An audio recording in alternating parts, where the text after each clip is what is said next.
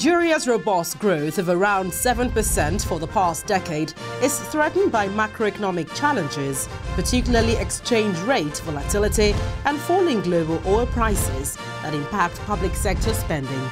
Government is now looking at blocking all loopholes in public finance system. This has necessitated the enforcement of the Treasury single account. My guest explains the essence of this account.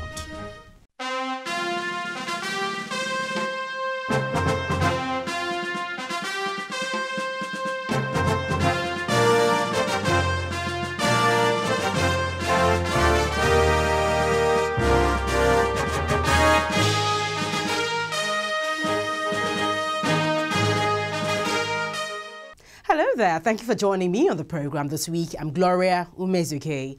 Now, paying government revenue into any account other than that approved by the federal government will now be met with stiff penalty. Well, this is following President Muhammadu Buhari's directive that all MDAs, ministries, departments and agencies make payments into a Treasury single account in compliance with Sections 80 and 162 of the 1999 Constitution. Well, I will be speaking to an associate professor of finance in the interview segment this week, but up ahead. President Muhammadu Buhari has stepped up his fight against corruption by insisting on the full implementation of the Treasury single account to check leakages in public finances. Take a listen. President Muhammadu Buhari has ordered all ministries, departments and agencies to henceforth pay all revenues generated into the Treasury single account domiciled within the Central Bank of Nigeria. TSA is a bank account or a set of linked bank accounts through which government transacts all its receipts and payments and gets a consolidated view of its cash position at any given time. A Treasury account is supposed to enhance treasury management, cash management, reduce your burden of borrowing, and increase transparency and accountability. I'd also block all the leakages in e-collection so that government can have liquidity to honor its obligation and then promote economic growth and development for its citizens. The account is in compliance with Sections 80 and 162 of the 1999 Constitution and will serve as the account that will house government revenues, incomes and other receipts in order to promote transparency. Section 162 of the Constitution of the Federal Republic of Nigeria talks about having all resources going into the Federation account. And I'm sure it is in extension of that and having accountability and probity and transparency. One of the most important plank on which President Buhari was elected is that he's going to fight corruption. And it appears as if there has been corruption within the MDAs.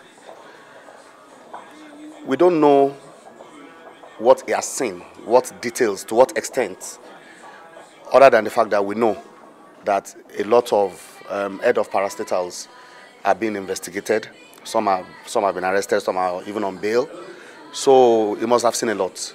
You are coming from the background of a situation in which some government departments, as the president has said many times, they don't even know how many bank accounts they have. And as investigations now begin to reveal, government revenues are being fed into private accounts. These are some of the shocking revelations that the president is looking at. When you have one account in the CBN or in a bank designated by them, all cash entries will be onto that account and money will only exit through that account. Makes accountability easy. This latest directive will mean that the federal government will be looking at blocking all losses, loopholes or leakages of legitimate income meant for the Federation account. In places like NNPC where they had multiple accounts, monies will always be mismanaged and missing before you now return it to Treasury. So if everything comes in there, and then if you want to withdraw, you now make a case as to what you need it for, and your budget will be looked at to see whether what you're asking is in line with your budget, and it will be released to you.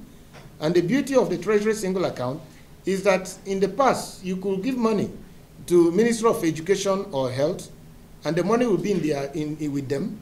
At that time, they don't need the money, but Ministry of Agri needs money, maybe during the rainy season, to start planting, and money will not be available to them.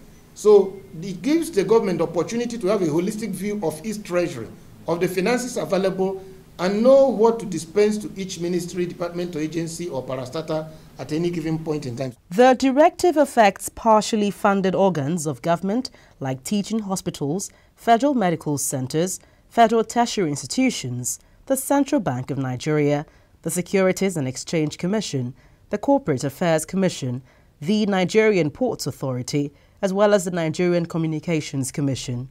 It also affects the Federal Airports Authority of Nigeria, the Nigerian Civil Aviation Authority, the Nigerian Maritime Administration and Safety Agency, the Nigeria Deposit Insurance Corporation, the Nigeria Customs Service, the Nigerian National Petroleum Corporation, the Federal Inland Revenue Service, and the Department of Petroleum Resources, among others. In some of those probes, we discovered that, not just NNPC, we discovered that some of the MDS of government, especially the revenue generating MDS of government like customs, NNPC, and the rest of them, we discovered that several accounts were opened. And government, in some cases, government could not even track the lodgement of those monies.